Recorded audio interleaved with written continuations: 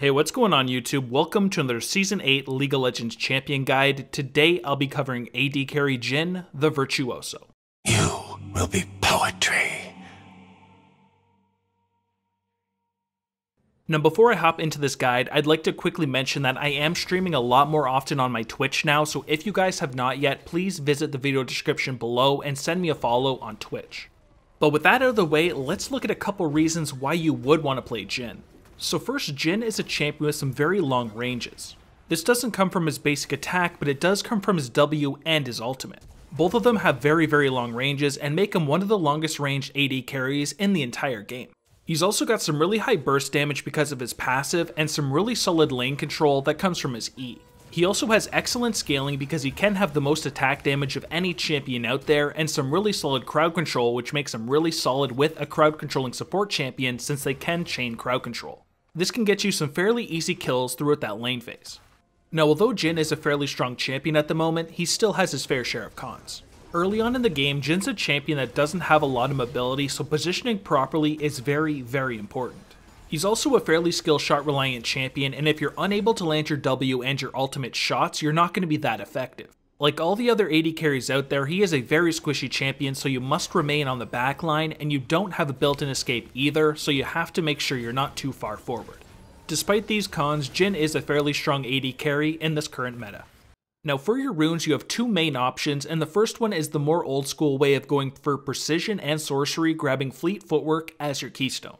This is still a really solid option because Fleet Footwork will give you a little bit of extra sustain, and that mobility it gives is really nice on Jhin as well. I then like to go for Triumph, so my takedowns give me 12% of my missing health and grant me 20 additional gold, and then I pick up Alacrity, so those takedowns also give me permanent attack speed, which on Jhin is extra attack damage. Then, like usual, I finish it up by getting Coup de Grace, so I deal more damage to low health enemies. In the sorcery side, I like to go for Celerity for some extra movement speed and some attack damage based on my movement speed, and Gathering Storm so I get increasing AD as the game progresses, so I will be able to be a really strong late game carry. For your second rune options, you have Domination and Sorcery, grabbing Hail of Blades as your keystone. This is a really popular option right now because you do get a bunch of attack speed for the first 3 attacks on an enemy champion, which on Jhin will convert to extra attack damage, which can make you hit even harder. You'll then want to go for Taste of Blood so you heal whenever you damage an enemy champion, and then Eyeball Collection so you get some extra attack damage based on your takedowns, which can work for every champion killed. Then finish it up by getting Ravenous Hunter so your unique takedowns grant you healing from ability damage, which can give you just a little bit of extra sustain.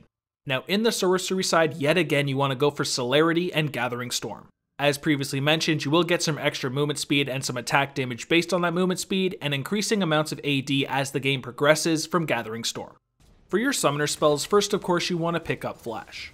You are a very squishy AD carry that's very immobile in the early stages of the game, so this can save your life over and over again if you get caught in bad positions.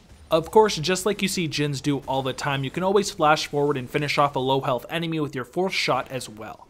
Now as for your second summoner spell, I'll pretty much always take heal. This is the best option in the bottom lane because you can use it to save both yourself and your teammates. The movement speed on activation is also really strong as well because it can help you kite or chase enemies. Now let's look at your abilities, starting with your passive, Whisper. This is what allows Jhin to attack the target 4 times before having to reload. Now that 4th shot, however, is guaranteed to critically strike, which will deal targets a missing health bonus physical damage. It will also critically strike structures, but it deals 44% reduced damage against them. Whenever Jhin critically strikes, he'll also be granted 10% plus 0.4% per 1% bonus attack speed bonus movement speed for 2 seconds. His critical strikes, however, will deal 25% less damage, but he does get a nice chunk of movement speed. Finally, Jhin is granted between 4 and 44% based on level, plus 0.4% per 1% critical strike chance and 0.25% per 1% bonus attack speed bonus attack damage. That means since his critical strike chance and his bonus attack speed also convert to attack damage, he will have a ton of attack damage, which will make him do a lot of damage per single auto. Jhin will, because of this passive, take a little bit to get used to because he does have to reload his weapon and his attack speed is not near as quick as most AD carries out there. Next up we have your Q, Dancing Grenade. When you activate this ability, you will launch a canister at the target enemy, dealing physical damage. This bounces up to 3 additional times beyond the first, with each kill it performs increasing its total damage by 35%. that makes it great at last hitting and harassing the enemy champion because the damage will go up more and more every time it last hits a target. If you're able to last hit 3 minions with this ability and get the 4th bounce onto an enemy champion, it will do an absolutely insane amount of damage. Therefore, you will want to try to bounce this onto the enemy with that as much as possible, but it's also great just for last hitting minions if there is a bunch that are really low health beside you. Next is your W, Deadly Flourish. So first passively, enemy champions that are damaged by Jhin or his allies or even inside a blooming Lotus Trap are marked for 4 seconds. Now when activated after a delay, Jhin will fire a shot in the target direction, stopping at the first enemy champion it collides with, dealing physical damage. This will also deal 75% damage to non-champions along the way, which can make it also great at last hitting. If this damages a marked enemy, you will instead root the target and you will also be granted your movement speed from your passive. So this here is a pretty strong ability and you will want to use it to crowd control targets whenever possible. Of course, like previously mentioned, this can either be from a trap, yourself, or your allies. This is what's going to give Jhin a lot of kill pressure in lane because if he is with a champion that does have crowd control, he can use this to chain CC with them and get off a ton of damage. The crowd control duration also scales as you level up this ability, so you will want to put points into it as much as you can right after your Q. Next up is your E, Captive Audience. Passively, Jhin will summon a blooming Lotus Trap under every enemy champion that he kills. You can also hold up to 2 of these traps at once.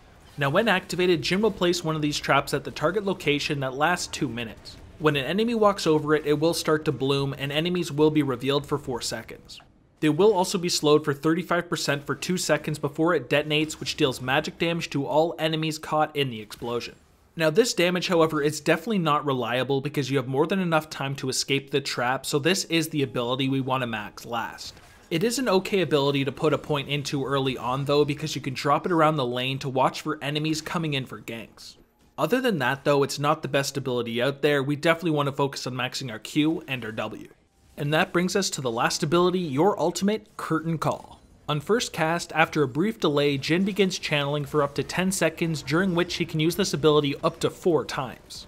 So on these successive casts, Jhin will fire a round in the target direction, dealing physical damage to enemies hit, stopping at the first enemy champion it collides with, and revealing them for 2 seconds and slowing by 80%. Curtain Call's damage is increased between 0 and 250% based on the target's missing health, and the final shot critically strikes for 100% increased damage. So this here is a pretty strong ultimate because it has a 3500 range, which means you can use it from a very safe distance. That makes it great for executing enemies that are running away from you, but it's also really solid to start a team fight as well because the slow it provides can allow your team to easily engage onto the enemy. Therefore, you'll want to use it in those scenarios, but make sure you're very safe because you will be very vulnerable while casting this ultimate. For your skill order, you first want to put a point into your ultimate whenever you can at 6, 11, and 16. Then you'll want to focus on maxing your Q ability as quickly as possible because it's your main source of damage outside of your auto attacks and it's great at poking the enemy champion and last hitting multiple targets. Next you want to focus on maxing your W because it's also some pretty solid damage and it also has a scaling root duration which makes it a really solid crowd controlling ability on Jhin. Now that of course means you want to save your E ability for last, and some people don't take a point in this ability until the very end, but I like to take a point in it at level 8. You can use it for a little bit of extra lane control, and it's also really solid at checking brushes if you don't know if an enemy's there or not. During the lane phase, farming of course is one of the most important parts. Jhin is a champion that does have a lot of attack damage, so last hitting shouldn't be that hard for you. You can also use your dancing grenade to last hit multiple targets since the damage is raised every time it kills an enemy. The other important part of the lane phase is trading. If possible, you want to try to bounce a dancing grenade onto the enemy when they are near minions after it last hits them. That's because the damage is increased 35% every time it gets a last hit, so if you can last hit 3 targets and get the 4th bounce onto the enemy, it will do massive damage. Of course, you'll also want to be using your Deadly Flourish to chain crowd control the enemies with your support whenever possible. This can allow you to hold the target in place and allow you to get off a bunch of free damage. Teamfighting on an AD carry can be fairly hard this patch. You'll need to make sure you're positioned in the back line to be as safe as possible. If you have to, make sure you focus the targets on the front line, but if you can, focus a carry. Since you're a squishy ranged champion, you'll want to try to space yourself away from the enemies and kite them as much as you can to avoid any damage. The movement speed from your Whisper can really help you out with this. Also, keep in mind you do have your ultimate, which is great at executing enemies that are far away from you, or you can always use it to engage a fight with the slow it provides as well. Now let's look at some of your hard matchups, and first up is Mordekaiser. Mordekaiser will be pretty hard for you if he's teamed with a crowd controlling support champion because he will be able to easily get on top of you and destroy you with his high amount of damage. You are a very squishy champion that doesn't have a lot of mobility, so against a Mordekaiser teamed with a support champion with crowd control, you're going to have a lot of issues. Try to keep your range and don't let him on top of you. For your next hard matchup, we've got Quinn.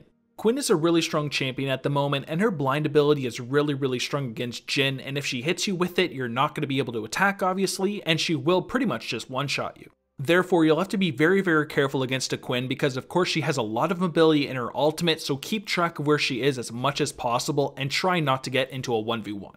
For the next hard matchup, I've got Veigar. Veigar is a champion that can easily one-shot you in the mid and late game, so you have to be very careful whenever facing one. If he hits you with his counterplay box, he's going to delete you with the rest of his abilities, so you have to be very careful where you end up walking. You of course have very limited mobility, so don't get too close to a Veigar because if he gets you in the box, you are dead. And for the last hard matchup, I've got Yasuo. He's going to be pretty difficult for you because of course he has a lot of mobility, so he will be able to get a gap onto you rather easily, especially if there is minions, so you have to be very careful whenever they are on the map. Of course, he's also got his really busted wind wall, which is great against pretty much your entire kit, so you have to be very careful when you are ultimating because he can block a lot of the shots. Alright, now let's look at the item build, which starts with a Doran's Blade, Health Potion, and a Warding Totem. In most scenarios, you should be completely fine to get away with the Doran's Blade, but if you feel like you're against a very pokey lane that will be really hard for you to survive, then you may need to go for a Doran's Shield instead. Now for your core items, you want to go for a Storm Razor, Rapid Fire Cannon, and Infinity Edge. The Storm Razor is really strong on Jhin because it will bump up your attack damage by a ton, and your first shot on the target will do an insane amount of damage. This is great on Jhin because if you time it to go with your fourth shot, that damage will be insanely high. You'll then want to get the Rapid Fire Cannon because the critical strike chance and attack speed will convert to attack damage, giving you even more, and you will have that increased range to snipe enemies from a pretty long distance whenever you have that proc available. Then, of course, finish up by getting the Infinity Edge because you will have a bunch of critical strike chance and your last attack will automatically critically strike, and this will do some bonus true damage because of the new IE. Now in between those core items, of course you'll want to pick up your boots. I'll pretty much always go for Boots of Swiftness for that increased mobility, but if you do need a defensive option, you can get Merc Treads against high AP and CC heavy teams, or Ninja Tabis against high AD teams. For your item pool, you first have the Guardian Angel. This is a really solid option because it does have a big chunk of attack damage on it, but it also has a defensive shield which is great at coming back to life in the later stages of the game when the death timers are fairly long. Next, you could get a lifesteal option with either the Bloodthirster or a Mercurial Scimitar. I'm a bigger fan of the Bloodthirster because it has a really nice defensive shield, but if there is a lot of crowd control on the enemy team, you may want to go for a Mercurial instead to break a crowd control. Another really solid option if you want a bit more mobility would be the Yumu's Ghostblade. It also has some lethality on it, which is nice because it will increase your burst damage, but usually you will pick it up if you want that activation movement speed. Against AP assassins, you always have the option of getting a Maw of Malmortius as well. It will give you a really nice defensive shield when you take a bunch of magic damage, which can give you some nice survivability. Then finally, if you need some armor penetration, you can get either the Lord Dominic's Regards or a Mortal Reminder. I'm a bigger fan of getting the LDR because it does have some higher damage, but if you need grievous wounds, then make sure you pick up a Mortal Reminder. For your example full build, we have the Storm Razor, then you choose your boots, get a Rapid Fire Cannon, Infinity Edge, and then you go for Guardian Angel and the Bloodthirster. This is a really high damage build that has some nice lifesteal. Of course, if you needed some armor penetration, you would replace that Bloodthirster, but this build is a lot of damage and it's fantastic in the late game. And that's all I've got for Jhin. If you guys enjoyed the video, please like and subscribe and visit my video description below. I have a link to all my social medias, and I do also have a Discord server, so that's one you should definitely check out. But other than that, thank you guys a ton for watching. I really do appreciate it, so take it easy, have a good day, and peace.